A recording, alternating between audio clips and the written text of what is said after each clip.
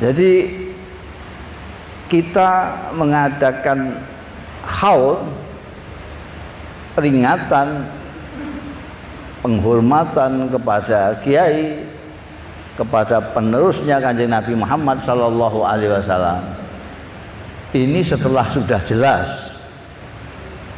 bahwa almarhum memang konsisten di dalam mengikuti jejak Rasulullah sallallahu alaihi wasallam.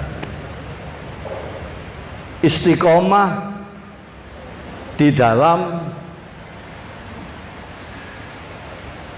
berkhidmah kepada masyarakat, kepada umat. Istiqomah di dalam ibadah kepada Allah Ta'ala. Istiqomah di dalam mengagungkan Allah Ta'ala. Istiqomah dalam menebarkan rahmat kepada alam semesta. Sebab kita tahu, survei membuktikan banyak yang asalnya itu kita gadang-gadang ini dari ustadz akan menjadi kiai, dari kiai akan menjadi wali, belum jadi wali sudah pindah profesi, maklaran apa-apa lah itu. Jadi tidak ada haul, peringatan untuk yang bersangkutan tidak ada, karena sudah tidak konsisten lagi, tidak istiqomah.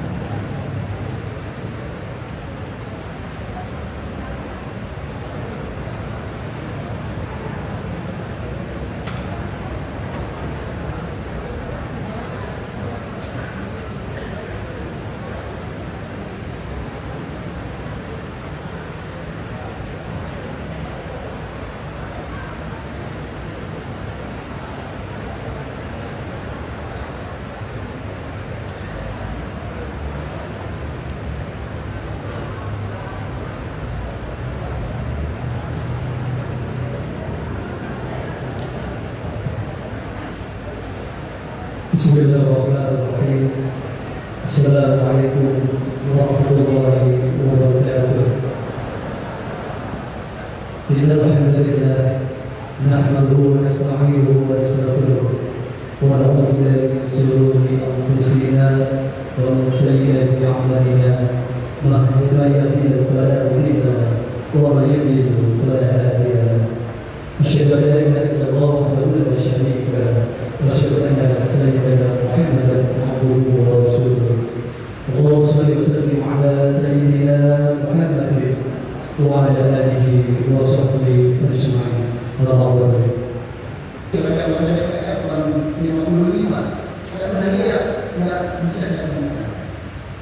Yang masih tersisa adalah minta maaf kepada ulama tahun 2000 ketika beliau sudah wafat.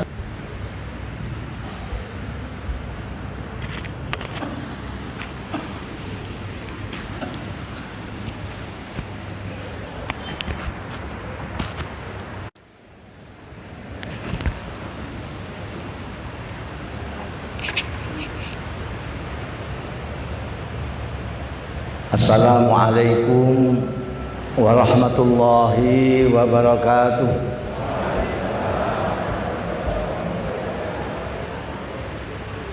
Alhamdulillah nahmaduhu wa nasta'inuhu wa nu'minu bihi wa natawakkalu alayhi wa nastaghfiruhu wa natubu ilayhi wa na'udzu billahi min shururi anfusina wa min sayyiati a'malina.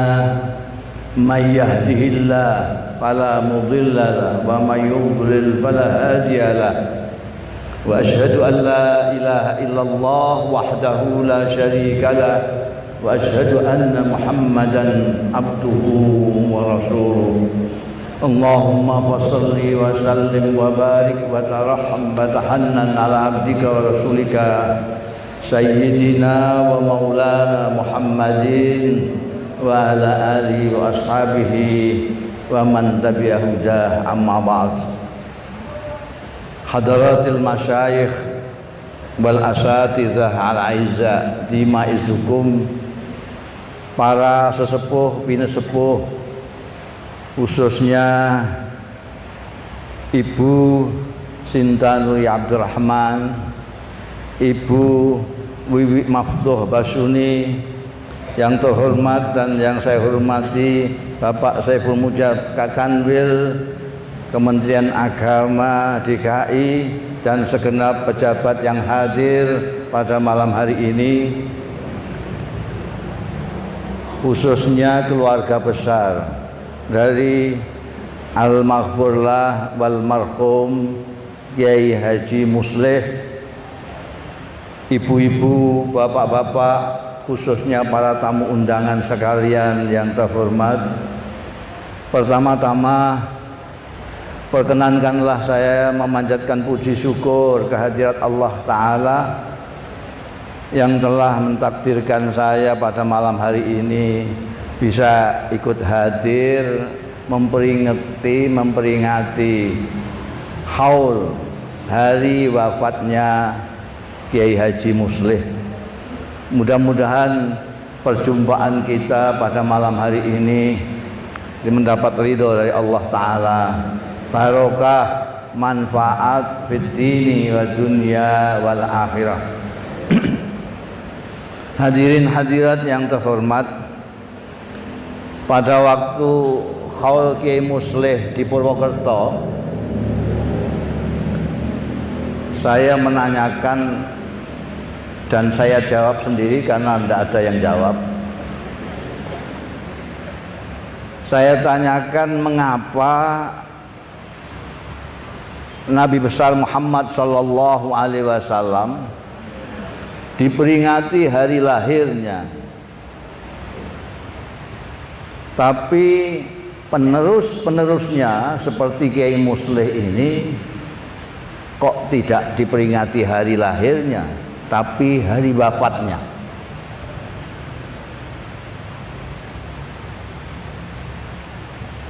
Kanjeng Nabi sebagai pemimpin tinggi, kiai-kiai seperti Kiai Musleh meneruskan perjuangan.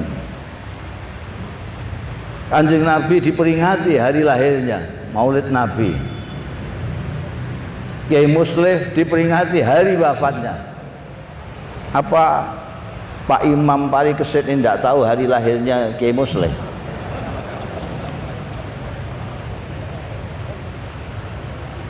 Saya kira bukan karena itu. Kanjeng Nabi Muhammad sallallahu alaihi wasallam kelahirannya menandai zaman. Kanjeng Nabi Muhammad sallallahu alaihi wasallam maksum. Sementara kiai-kiai, apalagi ustadz, itu tidak. Jadi kita mengadakan haul, peringatan, penghormatan kepada kiai, kepada penerusnya Kanjeng Nabi Muhammad sallallahu alaihi wasallam. Ini setelah sudah jelas bahwa almarhum memang konsisten di dalam mengikuti jejak Rasulullah sallallahu alaihi wasallam. Istiqomah di dalam berkhidmah kepada masyarakat, kepada umat. Istiqomah di dalam ibadah kepada Allah Ta'ala. Istiqomah di dalam mengagungkan Allah Ta'ala. Istiqomah dalam menebarkan rahmat kepada alam semesta.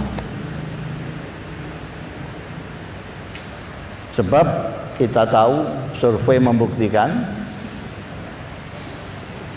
banyak yang asalnya itu kita gadang-gadang ini dari ustadz akan menjadi kiai, dari kiai akan menjadi wali, belum jadi wali sudah pindah profesi, maklaran apa-apa gitu. Jadi tidak ada khaul, peringatan untuk yang bersangkutan tidak ada, karena sudah tidak konsisten lagi, tidak istiqomah. Karena itu kiai-kiai penerus perjuangannya Rasulullah Shallallahu Alaihi Wasallam yang dikhauli seperti Kiai Muslih ini, saya yakin inilah waliullah. Kenapa? Karena konsistensi. Wali itu cirinya adalah istiqomah, bukan pandainya, bukan terkenalnya, bukan apa-apanya, tetapi istiqomah. Nilai-nilai yang diajarkan oleh Nabi Muhammad Shallallahu Alaihi Wasallam, istiqomah dilaksanakan. Kiai Muslih tidak hanya sembayangnya, tidak hanya tahajudnya, duhanya, tetapi bagaimana dia berjuang. Beliau berjuang, beliau ikut menata Departemen atau sekarang Kementerian Agama Republik Indonesia ini. Beliau ini sangat barokah waktunya, umurnya barokah sekali. Umur barokah itu banyak. Ada Imam Nawawi, itu berapa umurnya? Hanya 40, 45. Allah yarham Kiai Wahid Hasyim, berapa umurnya? Beliau sudah melakukan hal-hal yang luar biasa banyaknya. Kiai Muslih itu apa yang tidak dilakukan? Tidak hanya pendidikan saja. Ini salah satu sama Pak Imam Parikesit dan saudara-saudaranya, jaga ini. Nahnu nuhyil mauta wa naktubu ma qaddamu wa atharahum. Ini asalnya salah satu asal daripada Kiai Muslih. Kembali kepada yang saya katakan tadi, mengapa saya yakin Kiai Muslih ini waliyun min auliyaillah? Karena salah satu ciri daripada waliullah adalah istiqomah. Kita sebetulnya semuanya ini berpeluang untuk menjadi wali semua. Untuk menjadi wali itu cuma dua persyaratannya. Yang pertama, mengakui bahwa tidak ada Tuhan selain Allah Subhanahu wa Ta'ala. Yang kedua, istiqomah. Yang pertama kita semua sudah, karena kita berpancasila. Sila pertama ketuhanan yang Maha Esa. Istiqomah ini, tinggal istiqomah saja. Kalau kita semua bisa istiqomah, kita wali semua. Wali dalam pengertian Quran, bukan wali dalam pengertian DKI. Karena wali dalam pengertian DKI ini gubernur maksudnya. Nggak tahu ini tafsir dari mana.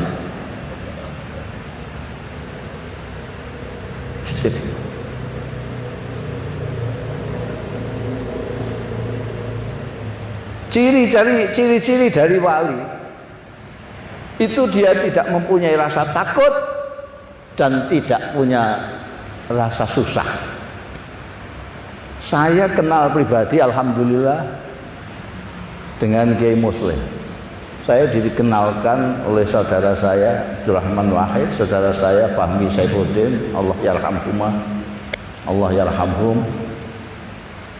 Beliau tidak ada kekhawatiran, tidak punya kesedihan, tidak punya.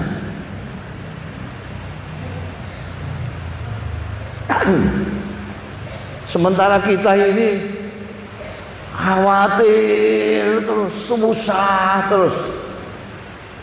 Ini nanti pilpres bagaimana? Khawatir, takut. Ini nanti bagaimana? Takut, serba takut. Tapi kalau wali tidak. Jadi kita kalau mau menandai wali atau tidak, gampang. Kita takut-takutin. Kalau dia takut, bukan wali gitu aja, gampang. Ala inna awliya Allahi la khaufun alaihim wa lahum yahzanun. Saya kalau enggak di Jakarta, saya enggak dalil biasanya. Karena ini di Jakarta jadi saya dalil segala macam. Ala inna awliya Allahi la khaufun alaihim wa lahum yahzanun. Perhatikan, wali-wali Allah itu tidak mempunyai takut. La khaufun alaihim wa lahum yahzanun. La khaufun alaihim itu artinya dia tidak dikuasai oleh ketakutan. Mungkin ada rasa takut tapi tidak sampai menguasainya, sampai mempengaruhi perilakunya. Ada orang yang takut sedemikian rupa sampai mempengaruhi pribadinya, mempengaruhi akhlaknya. Takut tidak makan lalu nyopet. Takut tidak bisa memberi makan anak cucunya sampai 7 turunan, ya korupsi. Takut kalah pilkada, macam-macam lah itu. Tapi la khaufun alaihim, wali tidak pernah dikuasai, ditaklukkan oleh rasa takut. Walahum yahzanun, tidak pernah susah. Yai Muslih tidak pernah susah.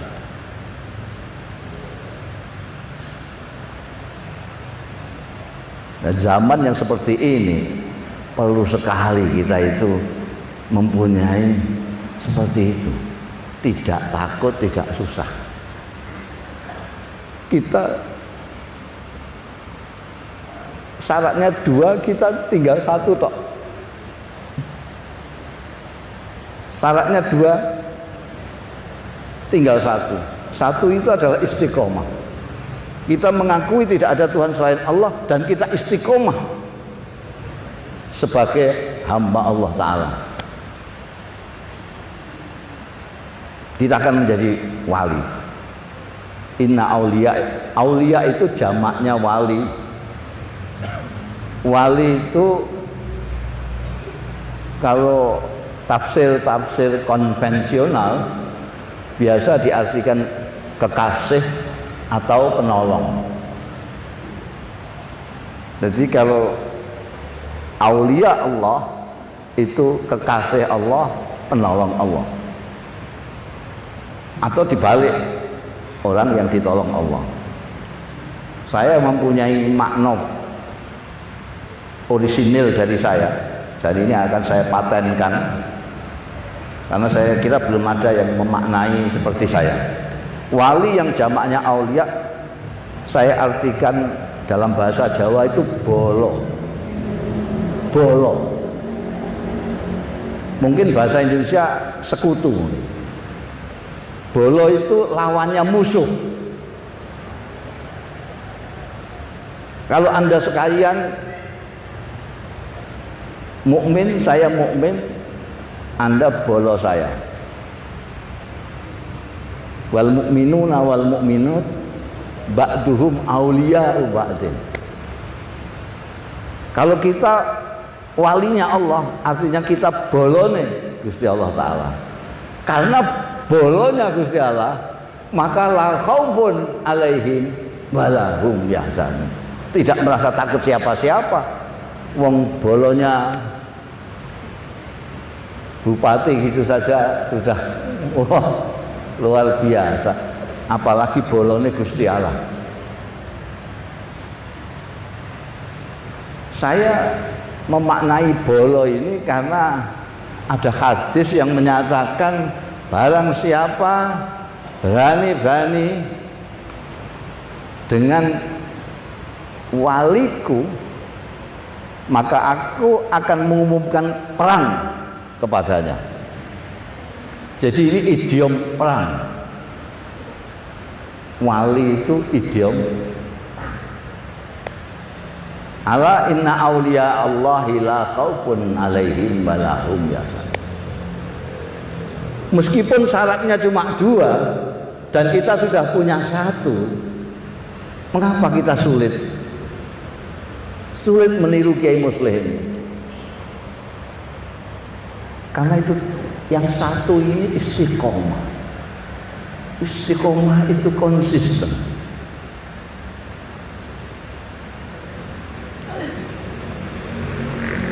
Punya duit, tidak punya duit, yang disembah Allah Ta'ala. Di rumah ataupun di gedung sekolahan ataupun di terminal, Tuhan tetap Allah. Di musola, Tuhannya Allah. Di masjid, Tuhannya Allah. Di ruang sidang yang terhormat, Tuhannya juga Allah. Ada pemilu, Tuhannya Allah. Tidak ada pemilu, Tuhannya juga Allah. Bukan kalau di musola Tuhannya Allah, tapi kalau di pasar Tuhannya keuntungan. Maka ketika di pasar enak saja dia ngibuli orang. Kulaan cuma 200 mengatakan kulaannya 350. Kenapa? Karena Tuhannya sudah tidak Allah lagi.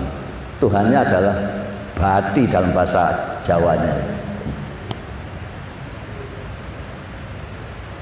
Ketika dalam keadaan normal Tuhannya Gusti Allah, tapi pada waktu punya kepentingan, maka Tuhannya beralih kepada kepentingan itu.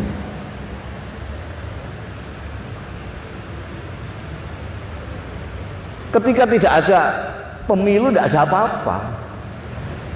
Tuhan yang menyuruh kita untuk baik dengan saudara kita, kita lakukan. Kita ingat Allah. Allah menyuruh kita baik dengan sesama. Allah menyuruh kita menghormati yang tua, menyayangi yang muda. Masih ingat semua itu. Tapi begitu ada pemilu, ini semua terlupakan. Apa yang difirmankan oleh Allah Subhanahu wa Ta'ala dilupakan semua. Tertutup dengan kepentingan yang lebih mendesak menurut dia. Ini yang namanya tidak konsisten. Memang sulit konsisten itu, memang paling sulit. Istiqomah, makanya menjadi bolo atau sekutunya Allah kalau orang itu bisa istiqomah ya. Kiai Muslim itu mulai berjuang sejak zaman revolusi sampai zaman kemerdekaan. Bayangkan, beliau kawannya Kiai Wahid Hasim, juga kawannya Gus Dur, kawannya Kiai Ilyas dan putra-putranya Kiai Ilyas, kawannya Pak Saifuddin dan putra-putranya Pak Saifuddin, masih konsisten terus menebalkan kebaikan kepada sesama. Nilai-nilai yang diajarkan oleh Rasulullah Shallallahu Alaihi Wasallam dilakukan dari masa ke masa. Apa kira-kira kiatnya itu? Orang kok bisa istiqomah seperti itu? Menurut saya, kiat yang paling ampuh untuk kita bisa menjadi orang yang konsisten istiqomah adalah kesederhanaan. Ini yang orang Indonesia sudah banyak yang tidak memiliki lagi. Sederhana itu tengah-tengah. Dalam bahasa Jawa sakmadya. Kita itu sudah kesulitan untuk berbuat sederhana. Padahal ini leluhur-leluhur kita, mulai dari nabi-nabi sampai wali-wali sampai kiai-kiai zaman dulu itu ciri khasnya adalah kesederhanaan. Tidak berlebih-lebihan. Kita itu nun sewu suka berlebih-lebihan karena tidak membiasakan sederhana. Sederhana itu di tengah-tengah begini. Dan ini ajaran dari Nabi Muhammad SAW dan nabi-nabi sebelumnya. Kenapa? Karena sederhana ini salah satu yang paling penting untuk menjadikan kita bisa istiqomah. Orang yang berlebih-lebihan, bahasa Jawanya saya kila nih, tidak akan bisa istiqomah. Adil kan tidak bisa. Orang yang berlebih-lebihan tidak akan bisa adil. Karena itu anak-anak saya selalu saya beritahu, kamu jangan berlebih-lebihan dalam segala hal. Hiduplah sederhana dalam segala hal, jangan berlebih-lebihan dalam segala hal. Makan, minum, silahkan. Kulu wasrabu, tapi wala tusrifu, jangan berlebih-lebihan. Sampai dalam beragama tidak boleh, hulu itu tidak boleh. Karena berlebih-lebihan ini membuat kita tidak bisa bersikap adil sejak dalam pikiran. Apalagi kalau berlebih-lebihan dalam menyintai ataupun membenci.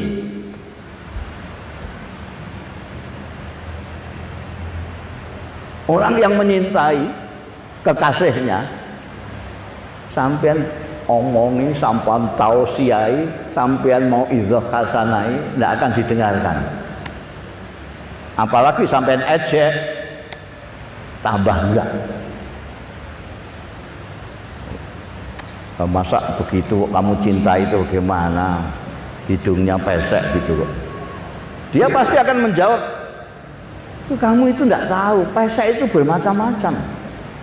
Ada pesek yang berseni. Ini kasih saya pesek yang berseni. Tidak bisa. Apalagi benci. Orang kalau sudah benci berlebih-lebihan, itu hilang akalnya. Kalau sampean benci ke saya mengatakan 2 kali 2 4, akan sampean salahkan juga. Akan sampean salahkan. 2 kok kali 2 kok 4. Lah berapa? 5 kurang 1. Pokoknya nggak sama saja dengan saya. Karena berlebih-lebihan.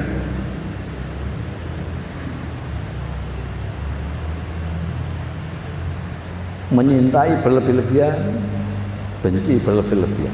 Sekarang Anda bisa lihat itu di medsos di mana-mana itu. Orang pinter-pinter tapi tidak gunakan pinternya sama sekali. Hilang akalnya semua. Diberi sesuatu yang objektif juga tidak bisa menerima. Karena yang dilihat bukan makol lagi, tapi mangkol. Dulu itu orang melihat makol. Undur makol, balatanzur mangkol. Lihatlah apa yang dikatakannya, jangan lihat orangnya. Itu sekarang nggak payu, nggak berlaku. Sekarang lihat orangnya dulu, Malah sekarang sudah orangnya saja sudah tidak ada sekarang ini. Yang ada cuma cebong sama kampret. Udah nggak ada manusia sekarang ini yang bisa berpikir dengan jernih. Itu hanya manusia. Yang dimuliakan oleh Allah adalah manusia. Walaqad karramna bani Adam. Bani Adam itu manusia. Bukan cebong, bukan kampret, bukan curut, bukan ular, bukan buaya darat, bukan. Tapi manusia. Walaqad karramna. Jadi sebetulnya kalau kita ingin dekat dengan Allah Subhanahu wa taala, ingin tetap dimuliakan Allah taala, mudah sekali. Kita tetap jadi manusia saja sudah. Sudah cukup dengan jadi manusia, tetap jadi manusia saja. Sudah. Enggak usahlah kepengen jadi yang macam-macam. Tapi syaratnya ya sederhana. Sederhana.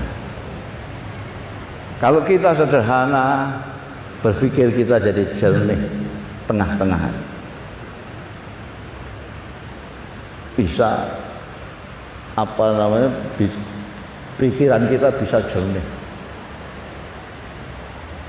Kalau berlebih-lebihan, tidak akan bisa.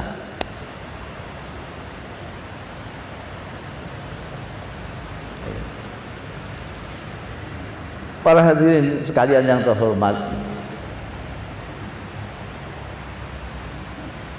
saya itu kalau ke Jakarta di sini kebetulan ada Kiai Musleh di sini, saya selalu dibawa kalau tidak oleh Gus Dur ya oleh Dr. Fahmi, Allah yarhamhu. Itu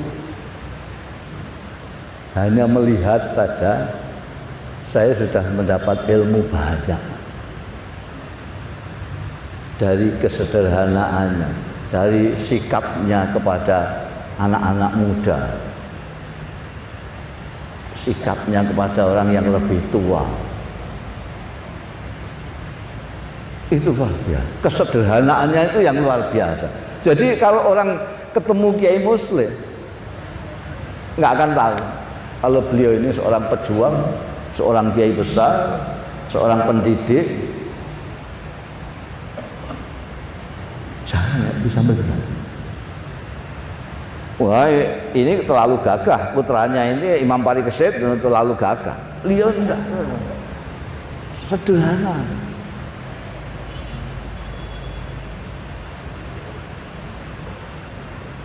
Anak muda ngomong didengarkan dengan penuh perhatian.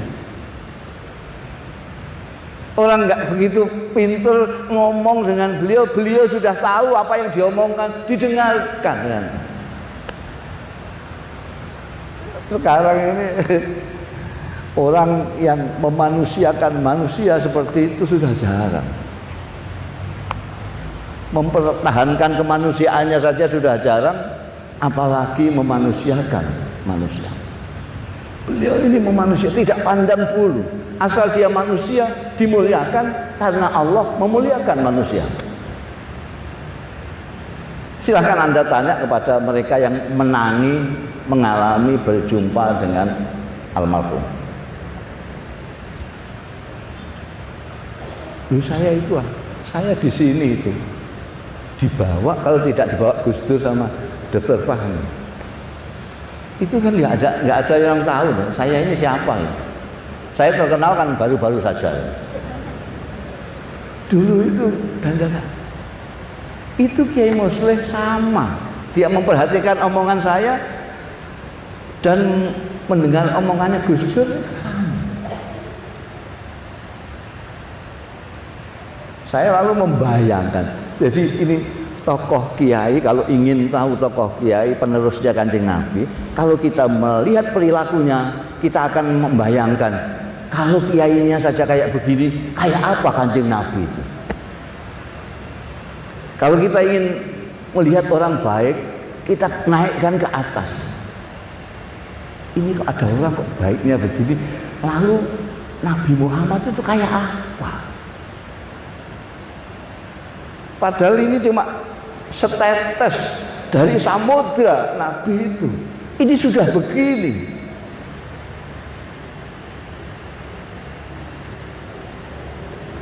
Makanya saya selalu wanti-wanti kepada orang-orang yang sudah terlanjur disebut sebagai pewarisnya Nabi.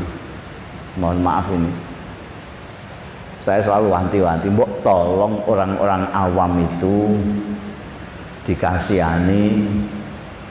Mereka mungkin tidak sempat atau waktunya sudah terlambat untuk mempelajari firman-firman Allah sendiri. Tolong jangan disuruh melihat kitab suci langsung. Jangan suruh mereka melihat Quran sendiri. Tapi Anda yang bisa baca Quran, yang paham Quran, tolonglah mereka dengan cara melakukan apa yang ada di dalam Al-Quran. Tampilkanlah perilaku Qur'ani. Mereka yang tidak sempat mempelajari Kanjeng Nabi Muhammad sallallahu alaihi wasallam, tolong sampean tampilkan perilaku Kanjeng Nabi Muhammad sallallahu alaihi wasallam supaya orang-orang awam ini bisa melihat, oh begitu itu. Oh begitu itu ajarannya Kanjeng Nabi. Oh itu dawuhnya Allah itu. Jangan dibikin bingung. Jangan dibikin bingung. Kanjeng Nabi ke barat, sampean ke timur. Padahal sampean sudah kadung disebut pewarisnya Nabi. Ini kan repot nanti mereka ini. Ini pewarisnya Nabi kok. Nabi ke barat, dia ke timur. Nabi lembut, kok dia kasarnya kayak gitu. Nabi sering mendoakan baik kepada orang, kok dia sering melaknat orang. Ini malah bingung, masyarakat itu bingung. Tolonglah Anda yang tahu Nabi, bantu mereka-mereka itu supaya bisa melihat Anda dan kenal dengan Nabi Muhammad sallallahu alaihi wasallam. Paling tidak jangan melakukan hal-hal yang bertentangan dengan apa yang dilakukan oleh Nabi, karena Anda sudah terlanjur disebut warisnya Nabi. Ini saja permintaan saya. Seperti apa yang ditampilkan oleh Kiai Muslih yang pada malam hari ini kita peringati wafatnya yang ke-20. Beliau itu menampilkan apa yang beliau paham dari Quranul Karim. Beliau tampilkan dalam kehidupannya apa yang beliau pahami dari ajaran Rasulullah Sallallahu Alaihi Wasallam, kemanusiaannya, kasih sayangnya, memanusiakan manusianya. Itu kita jadi melihat itu, kita yang nggak begitu paham Quran itu sudah, oh ini ya kira-kira ini perilaku Quran ini seperti ini. Kita yang tidak begitu sempat mempelajari biografinya Rasulullah Shallallahu Alaihi Wasallam, kita sudah terpercik sedikit. Oh ini, itu akan lebih efektif untuk mengajak saudara-saudara kita daripada kita pidato seperti ini, pidato seperti saya ini. Pidato seperti ini sampean bisa sambil ngantuk, bisa sambil macam-macam. Tapi kalau melakukan sesuatu yang sesuai ajaran, mungkin tidak terlalu banyak kata-kata, tidak terlalu banyak pidato, tapi tidak banyak tausiah. Orang sudah mudah melihatnya. Saya kira saya sudah bicara hampir 1 jam. Nanti saya kira terlalu panjang saya ngomong, nanti terlalu menyita waktu jenengan ini orang Jakarta, bukan kalau saya di daerah enggak pakai begini ini, enggak pakai bahasa-bahasa begini. Ini orang Jakarta itu orang sibuk semua, orang sibuk. Kalau Purwokerto ini enggak begitu sibuk ini, jadi akan mendengarkan semalam suntuk ya enggak apa-apa. Tapi orang-orang Jakarta ini ditunggu pekerjaan segala macam. Ya, saya harus mempertimbangkan itu semua, sehingga inti daripada yang ingin saya sampaikan adalah marilah kita contoh kesederhanaan dari Kiai Muslim. Kesederhanaan. Saya tidak meminta Anda yang lebih tinggi dari sederhana, yang namanya zuhud. Sekarang tidak ada. Ada satu Kiai Husain dari Cirebon itu bikin buku tentang Gus Dur, judulnya Zuhud. Jadi dari Gus Dur dikembangkan oleh beliau untuk mengajak orang zuhud. Saya bilang sama Kiai Husain, tidak akan laku ini bukumu. Buku sampai tidak akan laku. Zaman kayak gini kok ngajak orang zuhud itu gimana? Orang lagi suka-sukanya sama dunia kok diminta zuhud. Orang lagi suka-sukanya duit kok disuruh jangan terikat duit. Tidak laku buku ini. Sekarang itu yang orang yang paling terhormat itu yang punya duit kok. Sampai percaya apa nggak percaya? Sampai punya duit, yang menghormati sampai banyak sekali. Punya ilmu atau tidak?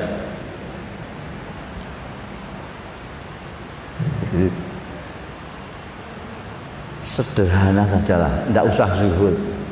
Zuhud itu sudah terlampau tinggi buat kita zaman yang sudah melewati kiamat ini.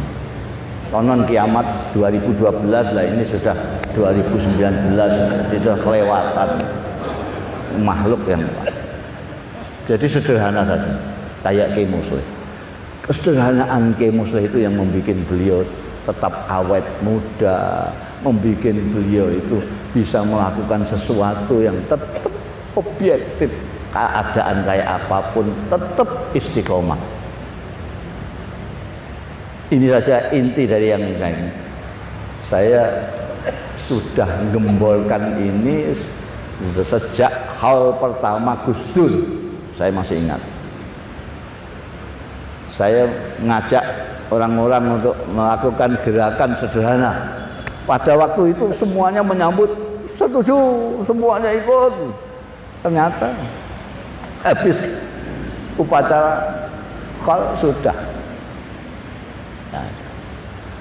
Minimal sederhana di dalam berpikir untuk menjaga jangan sampai akal kita hilang. Ibu-ibu, bapak-bapak sekalian, khususnya Pak Imam Paling Kesip dan seluruh keluarga, ini yang bisa saya sampaikan. Mudah-mudahan ada manfaatnya. Ini kalau sampean kurang banyak omongan saya ini, silahkan baca bukunya. Lihat bukunya, lihat sendiri. Saya ngedobos apa tidak, itu sampean baca nanti. Bukunya Mas Arfi itu, sampean baca. Ini dibagi apa enggak nanti? Akan dibagi, dibagi sudah. Jadi abaikan omongan saya, perhatikan apa yang ada dalam buku itu. Saya kira demikian, kurang lebihnya mohon maaf. Ini yang doa saya ini ada Kakan Wil ini yang lebih baik.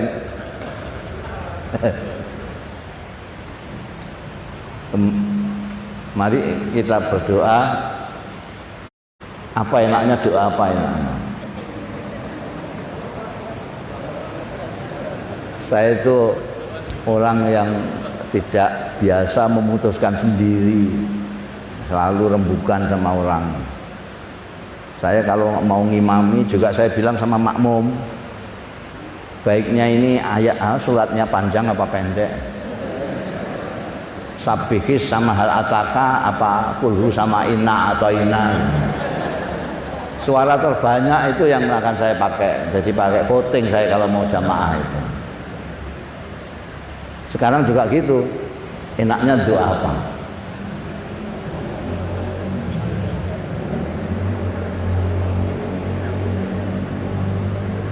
Saya itu heran. Kita itu suka musyawarah, tapi kalau diajak musyawarah itu ketawa tok itu. Heran deh. Kita mau doa untuk diri kita sendiri, apa untuk lingkungan kita juga, keluarga kita, apa juga untuk Indonesia.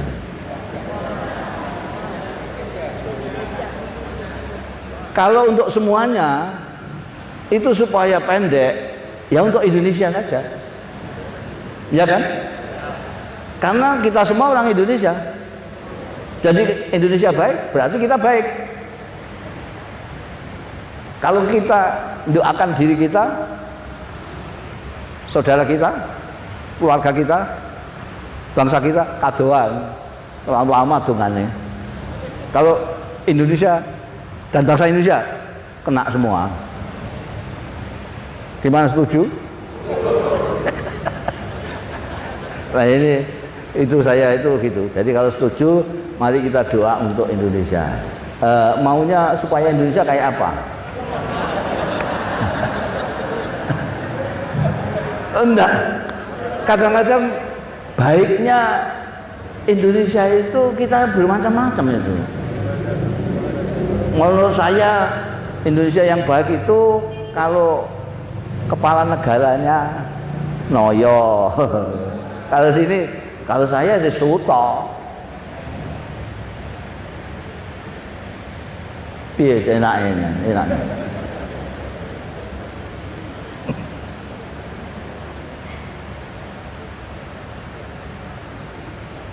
Gimana Pak? Itu yang sepuh-sepuh itu dulu mau doa apa mau nambahi tausiah ini kok. Jadi pokoknya kita doa untuk Indonesia yang baik menurut Allah apa yang menurut kita? Menurut Allah ya. Ya itu saja. Itu yang gitu. Ya Allah, ya Tuhan kami, Engkau sudah mendengar.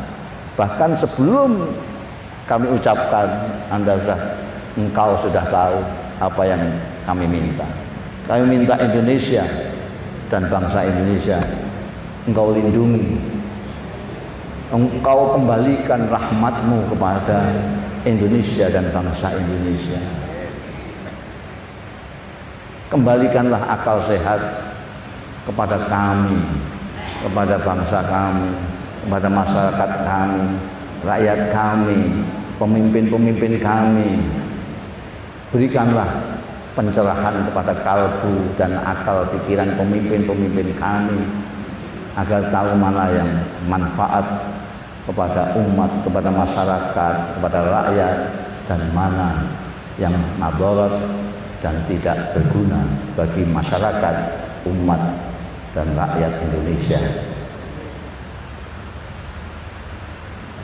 Ini yang kita minta ya Allah, dengan barokah Ummul Kitab.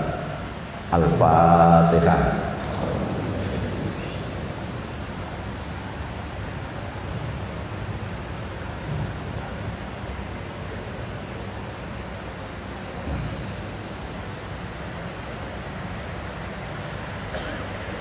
Saya sangat yakin Allah tidak hanya mendengar, tapi mengasihi Anda sekalian, mengabulkan permintaan Anda. Demikian kurang lebihnya mohon maaf. Wallahu yuwaffiquna ila ma fi khairul Islam wal muslimin, khairul Indonesia wa Indonesiyin, wa astaghfirullahal azim li wa lakum wal afu minkum. Wassalamualaikum warahmatullahi wabarakatuh.